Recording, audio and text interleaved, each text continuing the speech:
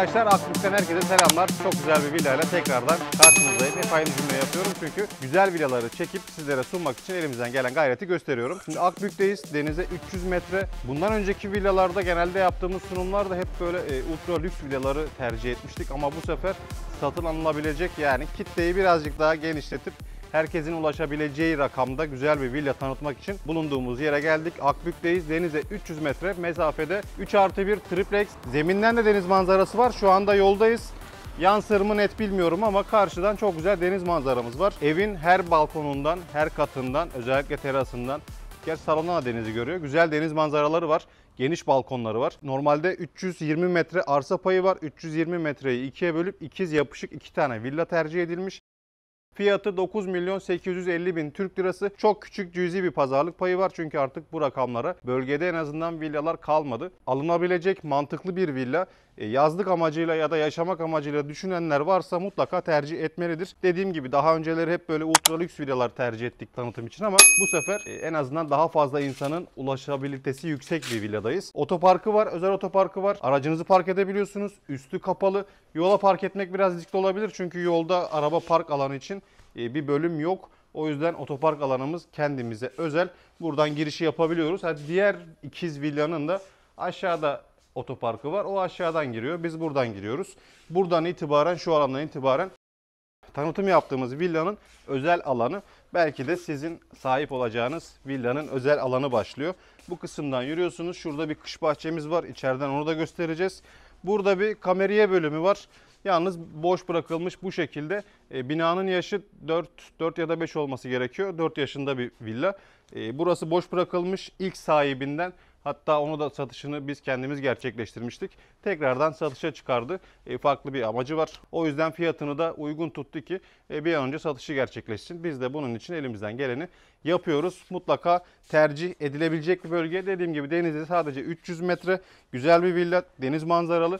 Şu kısımda kameriye bölümü oluşturmanız mümkün. Üstünü kapatabilirsiniz. Yan tarafı bu arada arsa arkadaşlar.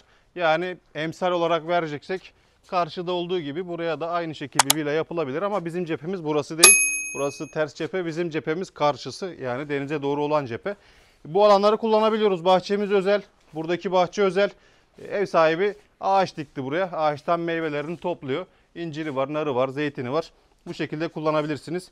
3 basamak çıktıktan sonra evin içine giriş yapabiliyorsunuz. Bir demir kapısı var, bir de çelik kapısı var. Evin hemen girişinde şurada küçük bir vestiyer bölümü bulunuyor. Vestiyerden sonra mutfağı ayrı bu arada. Salon ayrı, mutfak ayrı. İkisinin de yine balkonu var.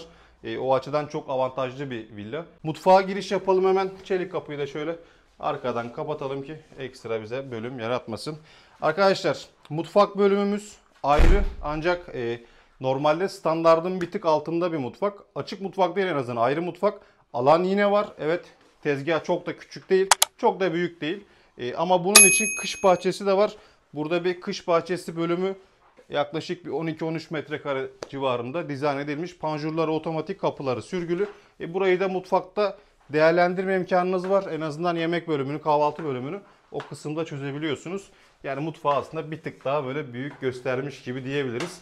Burada merdiven altı bir lavabo bölümü var. Islak hacim kullanabilirsiniz. Her katta bulunuyor. Burası salon arkadaşlar. Eşyalı olduğu için eşyaları da tabii siz de eğer yazlıkçıysanız ya da çocukluğunuzda bunu görmüşsünüzdür. Bizim eski usulü bu. Üzerlerine böyle çarşafları döküp kapatıp gideriz. Kendileri de Ankara'da yaşıyor bu arada. Kapattılar, gittiler. Burada salonda bir balkon bölümümüz var.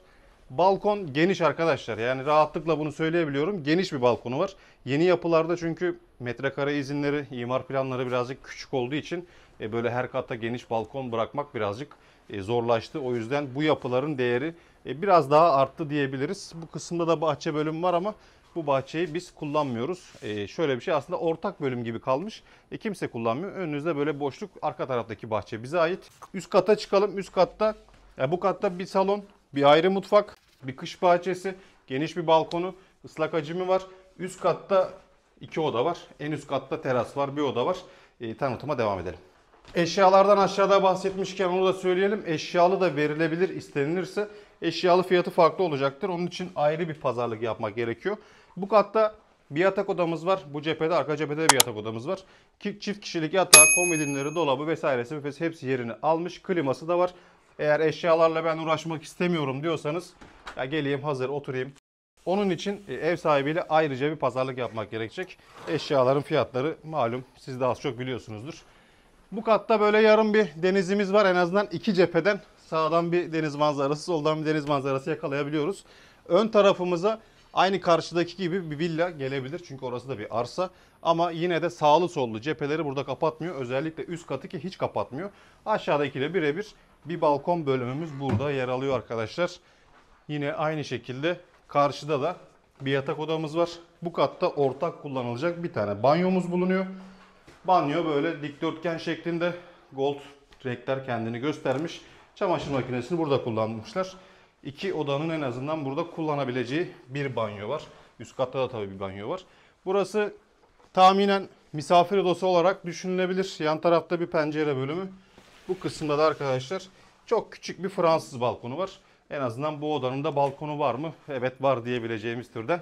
Üst kata çıkalım. Üst katta da göreceklerimiz var. Evet arkadaşlar, triplex villamızın en üst katına geldik. Aslında en can alıcı, en güzel, farkını yaratabilecek en güzel bölümdeyiz. Teras alanındayız. Çok geniş bir terasımız var. Üstü pergole ile kapatılı. Sadece yan taraftan, bu da komşumuzun terası. Bir küçük burada bir bölüm var. Çok rahatsız oluyorsanız burayı da kapatabilirsiniz. Akbük Denizi'ni çok güzel bir şekilde görebiliyorsunuz. Bir yandan doğa manzaramız var. Çok güzel, hatta çok karşıda orman manzaramız bulunuyor, dağlar bulunuyor. Yeşil ve mavinin bir arada kesiştiği güzel bir manzara.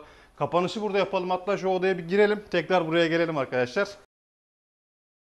Bu katta da yine bir banyo bölümümüz var. Hem terastan kullanabilmek için hem de bu odanın kullanabileceği şekilde bir banyo bulunuyor burada. Tesisat var. Makineyi burada kullanabilirsiniz. Öyle bir imkanınız da bulunuyor. Bu katta arkadaşlar aşağıdaki odanın birebir aynısı. Sadece burada bir Fransız balkon vardı. Aşağıda, burada bulunmuyor.